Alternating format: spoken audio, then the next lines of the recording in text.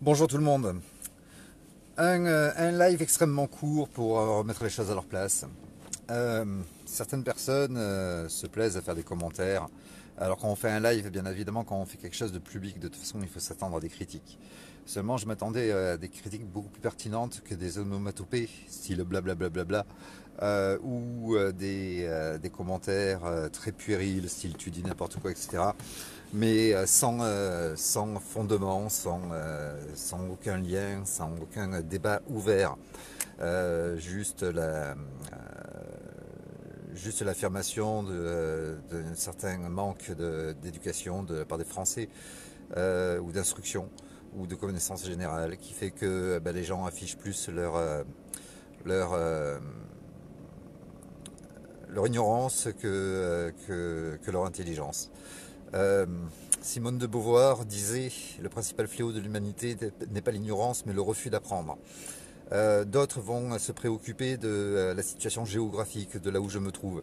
Effectivement, je me trouve encore dans ma voiture. Il y en a que ça dérange, mais moi j'aurais tendance à leur dire et pourquoi pas. Est-ce qu'il y a un lieu pour faire un live? Pas du tout. Euh, J'insiste sur tous mes lives, j'insiste à l'importance de prendre connaissance de nos droits universels, les droits de l'homme, qui nous sont inaliénables et imprescriptibles. Je vous invite à regarder l'importance de ces mots. Nos droits de l'homme, pour certains qui n'ont pas essayé de creuser, c'est leur intime conviction, mais elles ne reposent sur aucun savoir. Les droits de l'homme sont pour certains finis. Je vous demande juste de réfléchir. Nous n'avons pas voulu de l'Europe, mais ils ont fait quelque chose de bien au sein de l'Europe. Quelque chose dont on peut se servir. La Cour européenne des droits de l'homme. C'est vous dire que les droits de l'homme sont toujours en cours. Et d'ailleurs, dans les recours légaux, vous allez en première instance, en audience première instance, et puis vous allez en appel, et puis en cassation, et vous atterrissez enfin à la Cour européenne des droits de l'homme.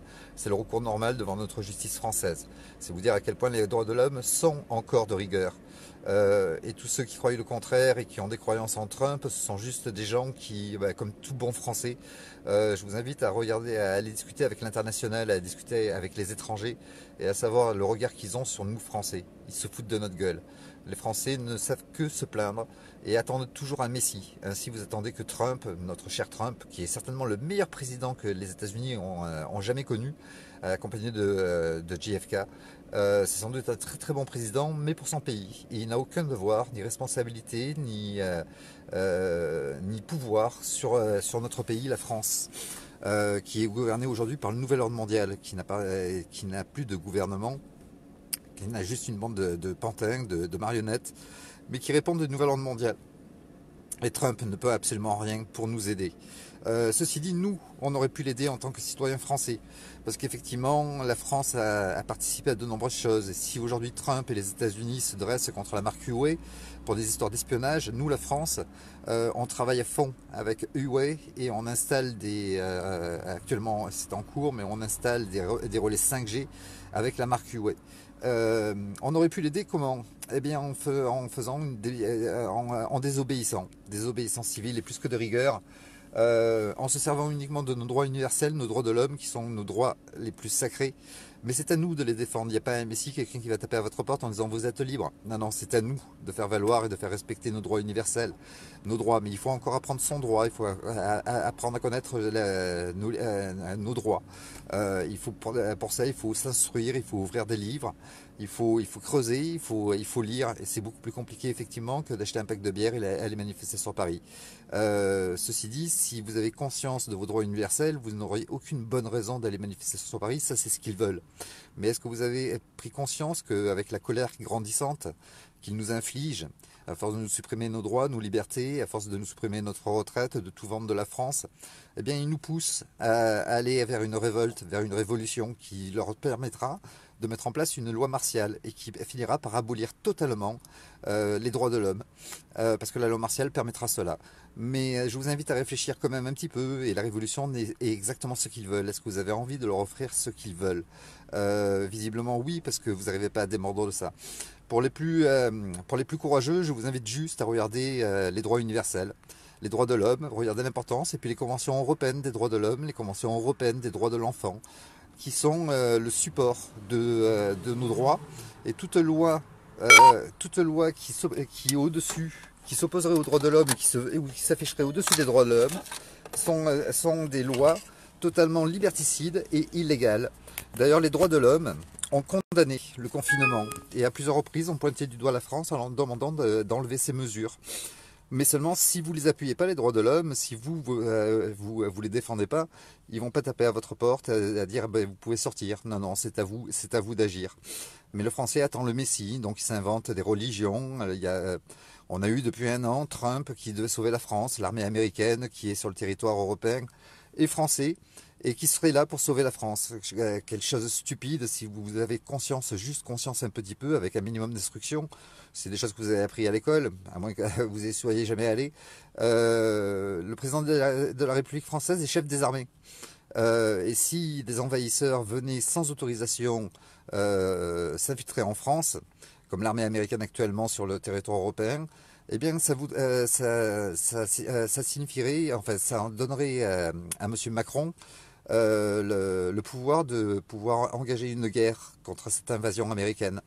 Et si l'armée américaine est sur le territoire français, c'est avec l'accord de M. Macron et l'armée américaine est ici en Europe pour une démonstration de force de l'OTAN.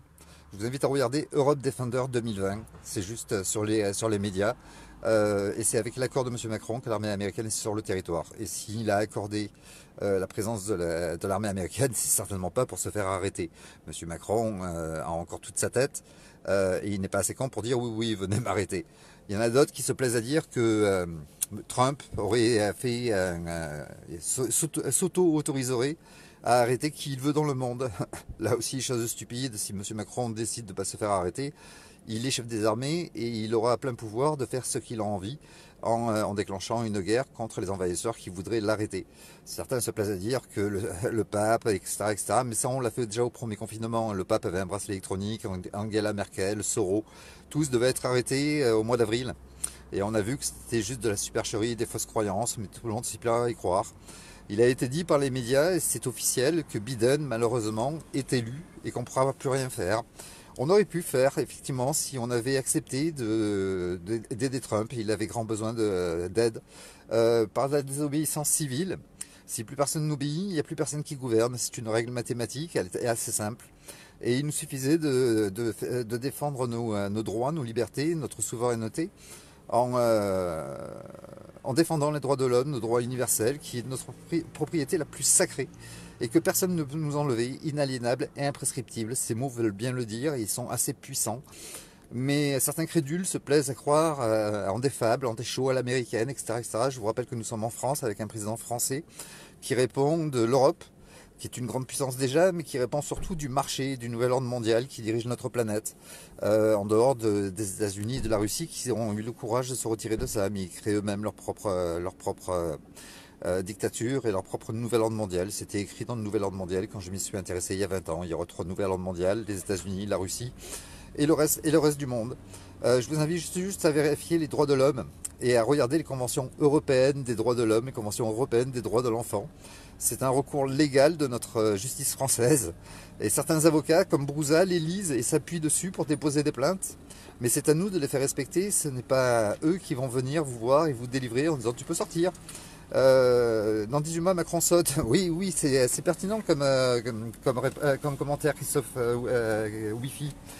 Mais seulement, il faut savoir que les élus n'ont plus aucun pouvoir depuis l'abolition de la peine de mort, depuis la chute de l'ex-URSS, depuis l'Europe et depuis l'euro. Le président de la République, aujourd'hui, eh ben, il sert à rien.